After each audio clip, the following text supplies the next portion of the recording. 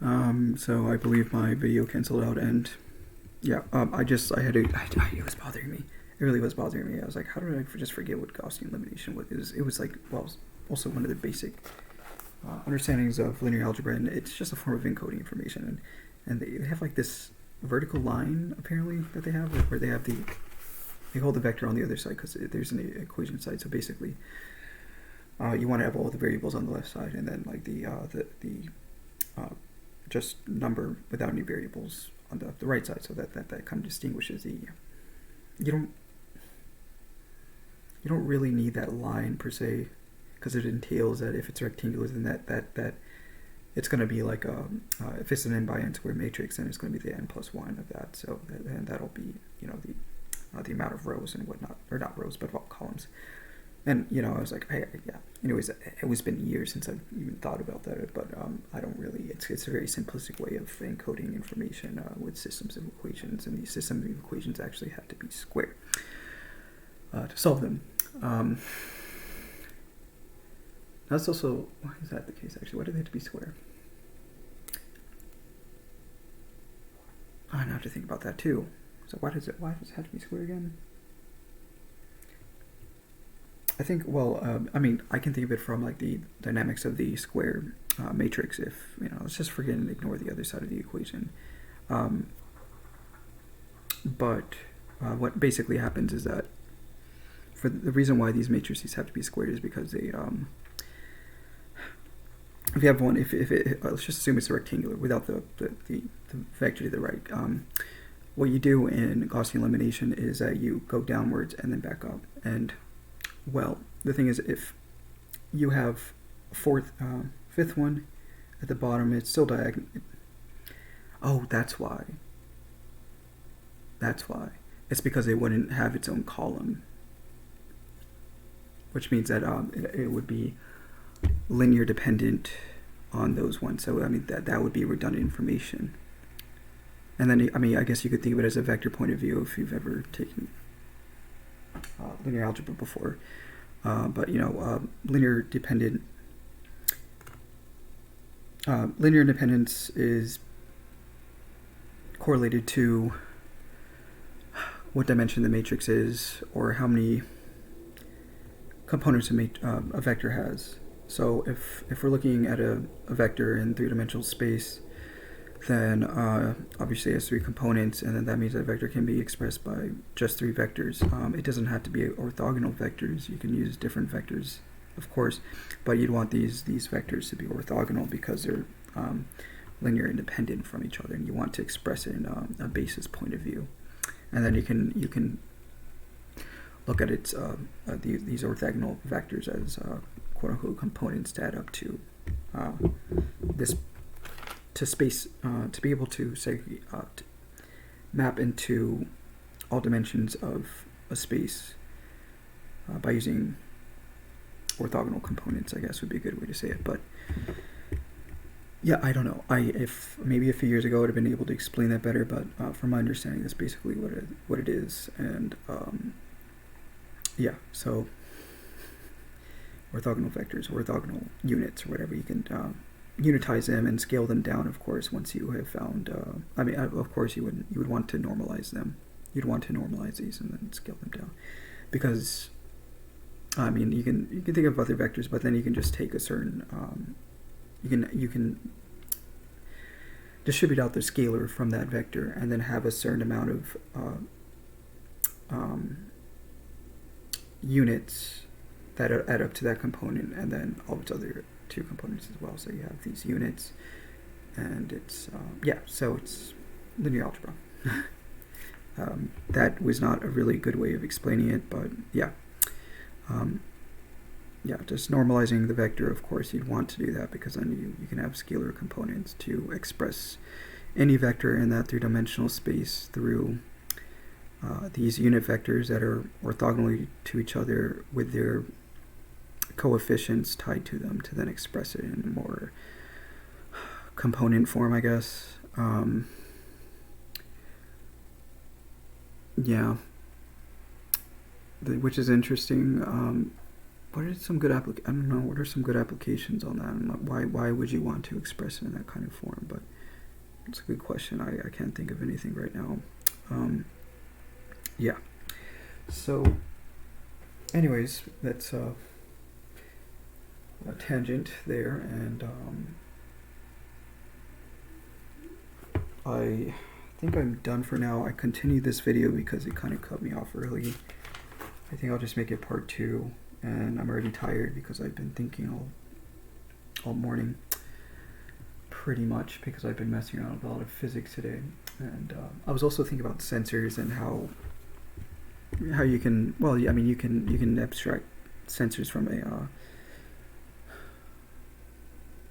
I'm thinking from an abstract point of view. I wouldn't necessarily know how to build it from scratch, obviously, but I mean, I can understand it and how it works, and you know, of course, yeah, I mean, like, anyways, it's just like a random thought, and I was just thinking about that too. And my dad actually messes with sensors, so obviously he probably knows that kind of stuff. It's not complicated. Since, I mean, I think the complicated part is sensors is being able to abstract information. Extract information from the external world into a system that can be calibrated to understand that information and then quantify it into computer format, which then can be displayed on a computer screen for the human to read. I wouldn't actually know how they calibrate these sensors, actually. And I know a lot of these sensors tend to have photochemical, I think they may be photochemical like cameras. Probably. And it probably induces an EMF, so I guess these sensors are like they're kind of grid into like a bunch of squares, and they have their own area, and also the sensor has to know its area. It also has to know the time that it's taken. If we're thinking about, like, I don't know, like intensity sensors, because I was thinking about intensity earlier. It's like, oh, what's actually a good way to think about how to, again, like I said, that intensity is the power over some area. So then, of course, you can think of intensity from a sensor because there's a certain area, and it has to know its area, and then the power going through is obviously kind of seen as a three-dimensional thing, because you think of time over this area with a certain amount of influx going to these, but also these. What do you think of it? Maybe. I think the best way is to think about it three-dimensionally. I mean, I guess you can also think of it as a line. You can quantify it into a line, but then each slice of time would contain, you can think of them as vectors hitting each and every one of its grids, and then adding up those vectors to then compactify it into one dimension. You can think of it as a line, but I just like thinking about the three-dimensional aspect of it, because it's the transformation of the system of the sensor over time, or the area of the sensor, which is probably a photochemical, because of course, when we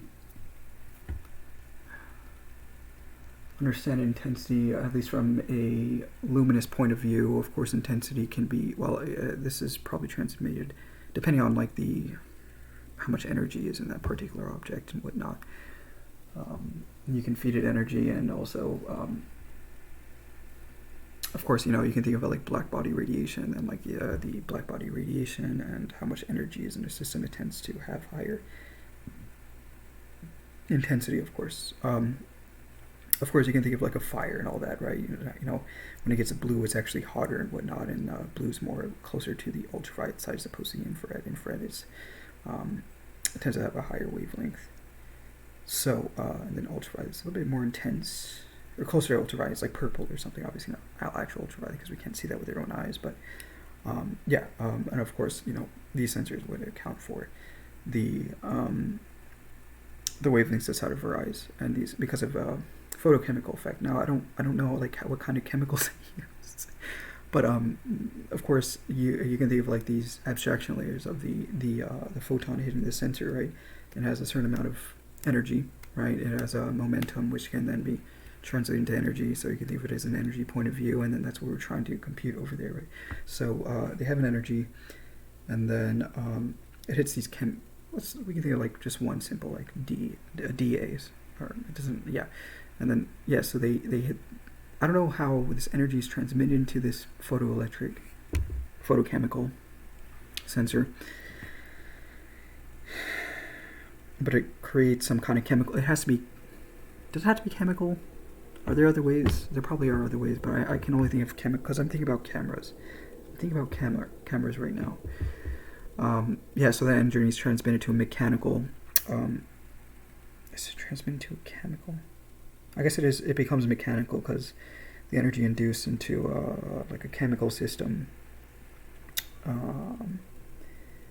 That's actually also, I don't know of a good way to think of it. It has to induce an EMF though, obviously, because it's being translated into a computer. I don't know how that works either. Like how does it transmit that information to a computer, and how does it induce an EMF? And usually when I think about an EMF, it's not a constant force. It would be more like a signal wave, and these waves can go down a wire, obviously, because I guess it would be silicon or some kind. Anyways, you can think of it as a wire, and they already have electrons in them, and the free flowing of electrons has a wavelength, and then these wavelengths can be directly mapped to the intensity of the photon, because we already know the speed of light. So yeah, I mean, we already know that there's a direct correlation between wavelength energy, and then these, so you can find energy that way.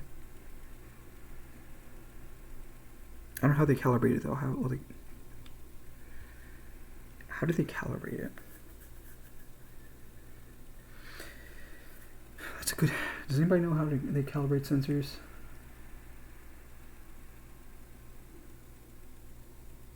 How do you calibrate sensors? I'm gonna have to look into that later. I know what I mean. The best thing I can think of is that there would have to be like a just constant exposure for a while, and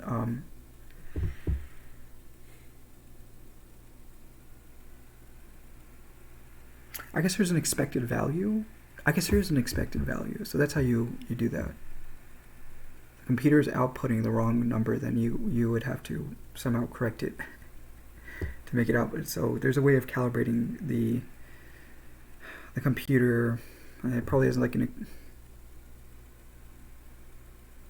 there's like a layer below the number that it's outputting, which is probably another form of taking these transistors which have these values.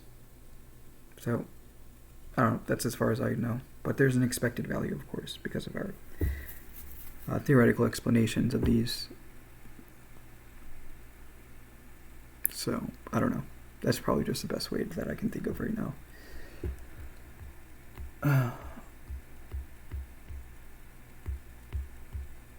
Yep.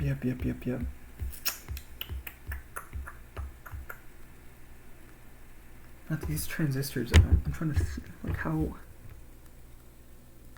I guess you could use a scalar to map it to the right number, and then you use that scalar as a calibration effect, at least in a program.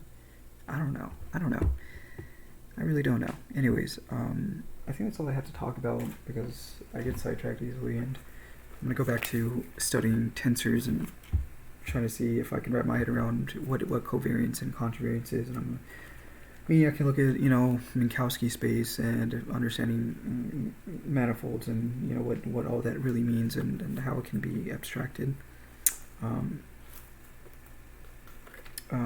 That'll be my main area of interest for the time being because I've been so avoidant towards relativity. I don't mean to be an asshole towards it, but it's just I don't even know why. Like I'm just gonna keep using the abstractions I have as opposed to trying to philosophize everything. Anyways, I hope you guys have a wonderful day. Bye.